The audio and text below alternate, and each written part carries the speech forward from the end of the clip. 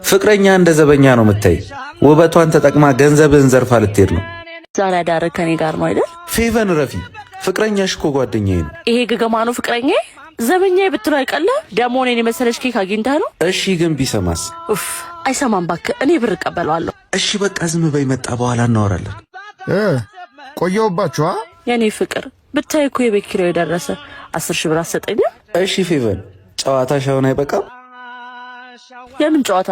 ፍቅረኛ እንደ ዘበኛ ነው የምታይ። ውበቷን ተጠቅማ ገንዘብህን ዘርፋ ልትሄድ ነው።